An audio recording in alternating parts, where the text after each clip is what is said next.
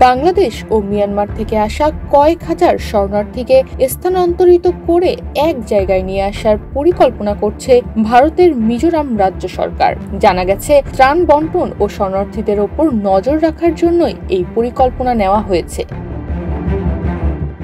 Bangladesh, Myanmar এবং পার্শ্ববর্তী মণিপুর থেকে ৪২,০০০-এরও বেশি মানুষ এখন শরণার্থী হয়ে মিজোরামে আশ্রয় নিয়েছেন। বাংলাদেশ থেকে এসে বছর ৩ ধরে মিজোরামে আশ্রয় নিয়েছেন ২,০০০-এরও বেশি মানুষ।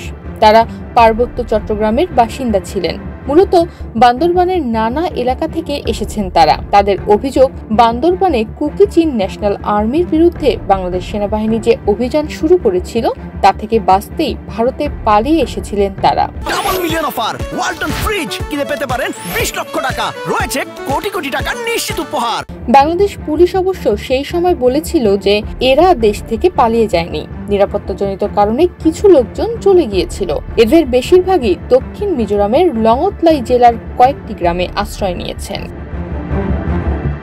মিজোরাম রাজ্যের নানা জায়গায় ছড়িয়ে ছিটিয়ে থাকা শরণার্থীদের এক জায়গায় নিয়ে আসার যে পরিকল্পনা ভারত সরকার করছে তা ঘোষণা করেছেন রাজনৈতিক উপদেষ্টা লালমোহন পুইয়াপুন্তে।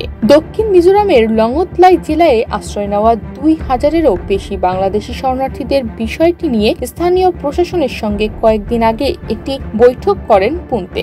সংবাদ সংস্থা পিটিআই জানিয়েছে, ওই বৈঠকে পুন্তে জানান যে শরণার্থীরা যাতে নিজেদের খেয়াল খুশি মতো বিভিন্ন জায়গায় বসতি করতে না পারেন, সেজন্য একটা সুনির্দিষ্ট নীতিমালা থাকা প্রয়োজন।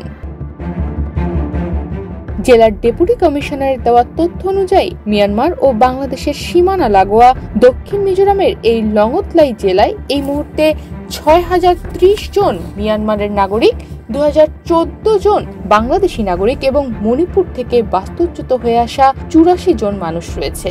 তাদের মানবিক সহায়তা, ত্রাণ সামগ্রী, খাবার ইত্যাদি দিয়ে সহায়তা করতে এগিয়ে এসেছে মিজোরামের শক্তিশালী স্বেচ্ছাসেবী সংগঠন ইয়াং মিজো অ্যাসোসিয়েশন বা YMA।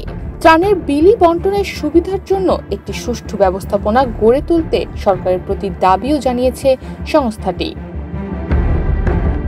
মিজোরাম সরকারের নতুন পরিকল্পনা নিয়ে বাংলাদেশ থেকে আসা শরণার্থীরা বলছেন, বিভিন্ন জায়গা থেকে শরণার্থীদের এক জায়গায় নিয়ে আসা হলে তারা সমস্যায় পড়তে পারেন।